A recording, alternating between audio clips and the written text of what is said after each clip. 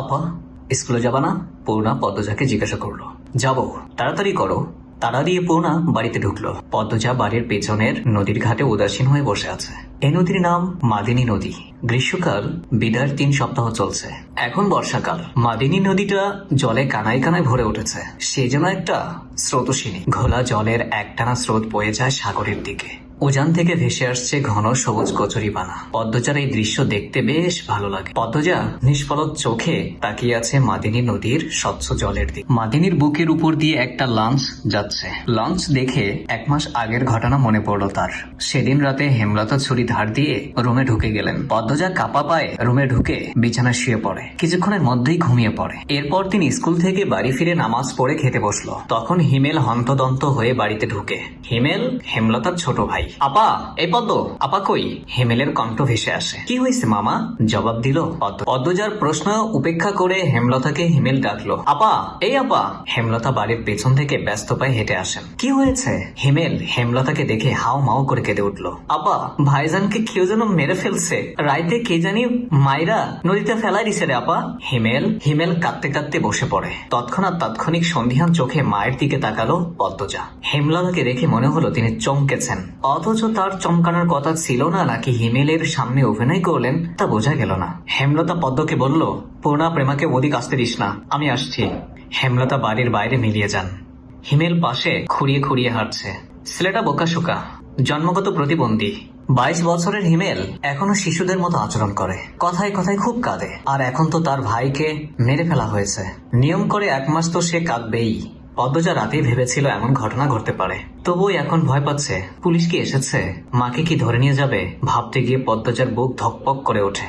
গ্রামের কাছেই শহর, থানা, সবকিছু। পুলিশ এতক্ষণে নিশ্চয়ই চলে এসেছে। পদ্মজা ধপ করে মাটিতে বসে পড়ল। সে ঘামছে খুব।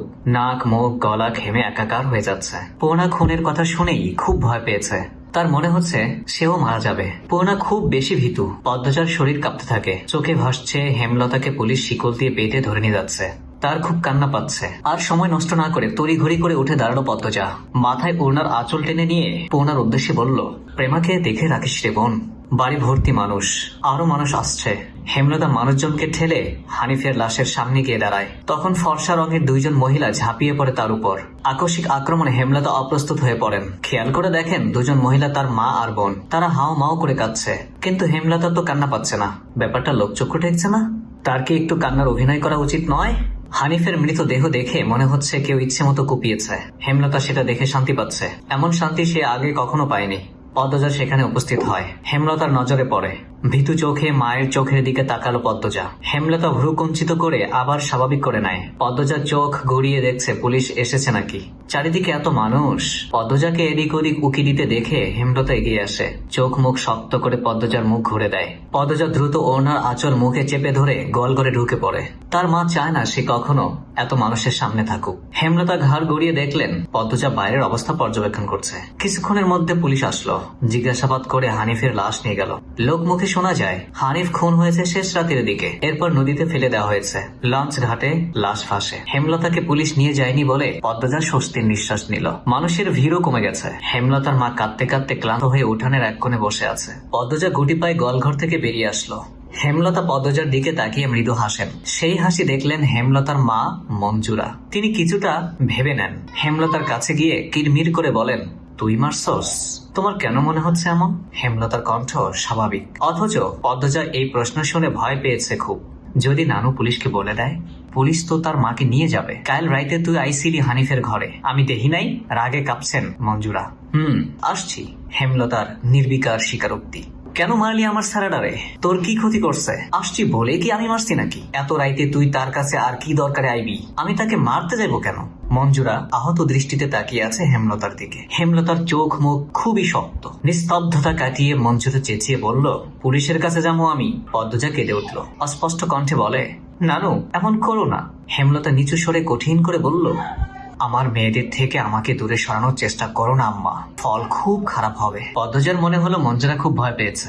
মঞ্জুরা সবসময় হেমলতাকে খুব ভয় পায়। তিনি চুপ হয়ে যান, শুধু ঘৃণা ভরা দৃষ্টি নিয়ে হেমলতার দিকে তাকিয়ে থাকেন। পদ্মজা বুঝে উঠতে পারে না তার নানু কেন ভয় পায় মাকে। মায়ের অতীতে কি ঘটেছে, কেন তিনি এমন কাঠখোট্টা। ছেলের খুনিকে মা কোনোদিন ছাড়ে? নানু কেন ছাড়লেন? মেয়ে বলে, নাকি অন্য কোনো কারণ আছে? কোনো উত্তর নেই এসবের, বরঞ্চ এসব ভাবলে উল্টো মাথা ব্যথা করে। তারা কেন অন্য 8-10টা পরিবারের মতো না? নাকি গোপনে সব পরিবারেই এমন জটিলতা আছে? প্রশ্ন হাজারটা, উত্তর কোথায়? সেদিন রাতে খাওয়ার সময় হেমলতা নিম্নস্বরে পদ্মজাকে বলল, পদ্ম, জি আম্মা, আমি হানিফকে মারিনি। কারা মেরেছে তাও জানি না। কথাটি শুনে পদ্মজা খুব চমকায়। সে জানে তার মা মিথ্যা বলে না। তাহলে কারা মেরেছে? পদ্মজা প্রশ্ন করলো। তাহলে শেষ রাতে মামার কাছে কেন গিয়েছিল আম্মা? হেমলতা জবাব দেননি, খাওয়া ছেড়ে উঠে যান। পদ্মজার ভাবনার শুধু কাটলো কারো পায়ের আওয়াজ শুনে। ঘাড় ঘুরিয়ে মোর্শেদকে দেখতে পেল। মোর্শেদ পদ্মজাকে ঘাটে বসে থাকতে দেখে বিরক্তিতে কপাল কুঁচকালো। এই সেরি জায়েন থেকে। পদ্মজার খুব কান্না পায়, খুব খারাপ লাগে। নিঃশব্দে এক ফোঁটা জল গড়িয়ে পড়ে। তা আড়াল করে ব্যস্ত পায়ে বাড়ির ভেতর চলে যায়। কয়েক মাস পর পদ্মজার ম্যাট্রিক পরীক্ষা। 3 বোন বই নিয়ে সড়কে ওঠে। পদ্মজার কোমর অবধি ওড়না দিয়ে ঢাকা। পোনা এক নাকারে বকবক করে যাচ্ছে।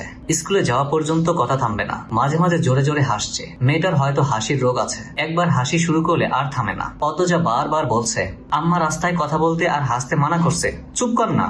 তবুও পূর্ণা হাসছে।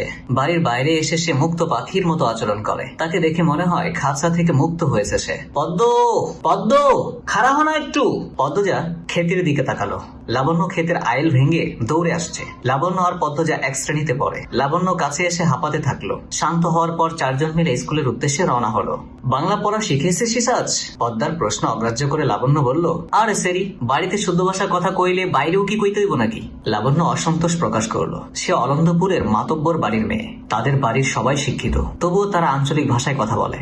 পরিবারের 2-3 জন সদস্য ছাড়া। আর পদ্মজার 14 গোষ্ঠী মূর্খ, শুধু কয়েকজন লেখাপড়া জানে। তবুও এমন ভাব করে তারা আঞ্চলিক ভাষা নাকি পারে না।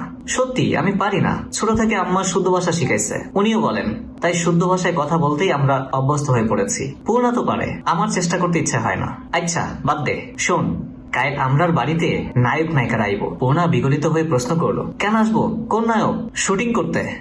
ছবির শুটিং। পদ্মজা এসবে কোনো আগ্রহ পাচ্ছে না। পূর্ণা খুব আগ্রহ বোধ করছে। সপ্তাহে একদিন সুমিদের বাড়িতে সাদা কালো টিভিতে সে ছায়াছবি দেখতে যায়। তাই অভিনয় শিল্পীদের প্রতি তার খুব আগ্রহ। সেই আগ্রহ যেন আকাশ ছোঁয়া। পূর্ণা গদগদ হয়ে প্রশ্ন ছুড়লো, কোন নায়ক নায়িকা? বল না লাবণ্য আপা। দাঁড়া, মনে করি। পূর্ণা কৌতূহল নিয়ে তাকিয়ে আছে। লাবণ্য চোখ বুজে মনে করার চেষ্টা করলো। এরপর মনে হতেই বলল, লিখন শাহ আর চিত্রা দেবী। তুমি আমার ছবির নায়ক নায়িকা? হ্যাঁ। স্কুলে যাওয়ার পুরো পথটা লাবণ্য আর পূর্ণা ছায়াছবি নিয়ে আলোচনা করলো। মূল বক্তব্য ছিল লিখন শাহ।